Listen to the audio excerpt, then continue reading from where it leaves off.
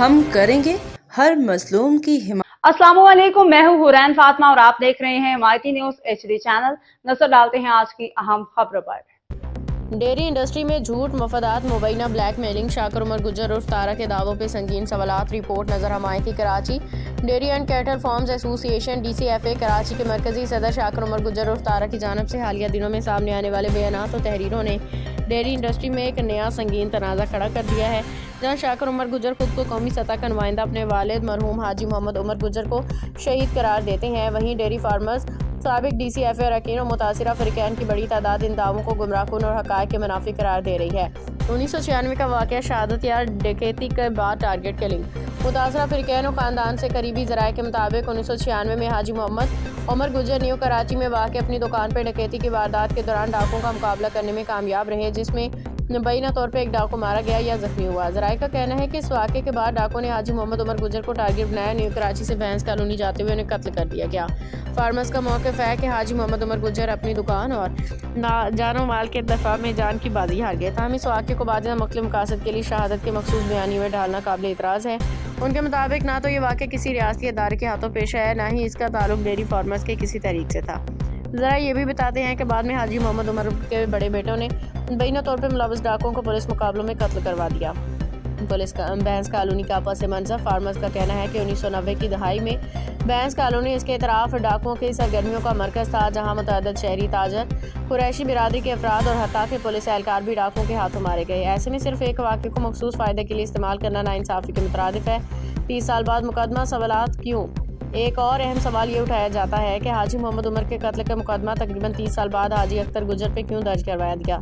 ذرائع کے مطابق عدالت میں خود حاجی محمد عمر کے بڑے بیٹوں نے بیان دیا کہ حاجی اختر گجر بے گناہ ہے، جس کے بعد عدالت نے انہیں باعزت بری کر دیا۔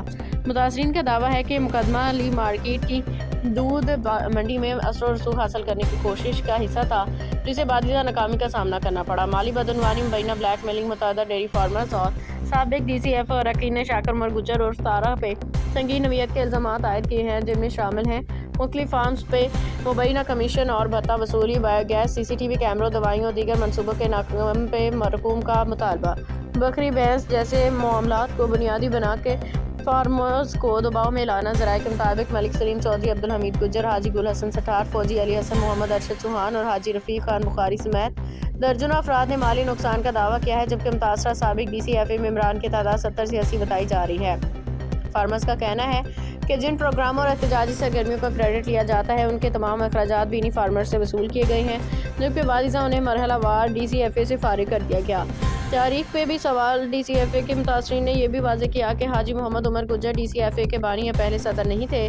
اس سے قبل حاجی دھیان ملان، حاجی رحم دین رسی والے اور دیگر شخصیات یہ ذمہ داریاں نبھا چکے ہیں، جنہیں نظر انداز کرنا تاریخی حقائق کو مسخ کرنے کے مترادف ہے۔ سیکیورٹی کے مطالبے پہ اعتراض۔ فارمرز کا کہنا ہے کہ جو شخص خود پرامن ڈیری فارمرز سے مبینہ طور پہ گنڈا ٹیکس وصول کرتا ہے، اسے قومی اثاثہ قرار دے کے فول پروف سیکیورٹی فراہم کرنا ریاستی اداروں کے ساتھ ناانصافی ہوگی۔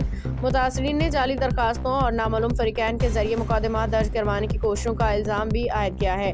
اداروں سے مطالبہ۔ ڈیری فارمرز اور شہری حلقوں نے مطالبہ کیا ہے کہ شاکر عمر گجر کے تمام دعووں، مالی معاملات اور بیرونی دعووں کے آزاد اور شفاف تحقیقات کرائی جائیں، پلیٹ فارم کے مبینہ غلط DCFA استعمال کی مکمل چھان بین ہو، متاثرہ فارمرز کو قانونی تحفظ فراہم کیا جائے۔ ایک سینئر ڈیری فارمر نے نام ظاہر نہ کرنے کی شرط پہ کہا، جو شخص خود کو قوم کا محسن کہتا ہے، اس کے اعمال بھی شفاف ہونے چاہیے۔ اگر الزامات ہیں تو تحقیقات سے سب کچھ واضح ہو جانا چاہیے۔ یہ خبر متاثرہ فریقین کے بیانات دستیاب معلومات پہ مبنی ہے۔ شاکر عمر گجر اور تارا کا موقف شامل کرنے کے لیے رابطہ کیا گیا، تاہم خبر کی اشاعت تک اس کی جانب سے کوئی باضابطہ جواب موصول نہیں ہو سکا۔ باخبر رہیے ہر جگہ ہر وقت، جانیے ملکی و غیر ملکی حالات و واقعات یقین کے ساتھ۔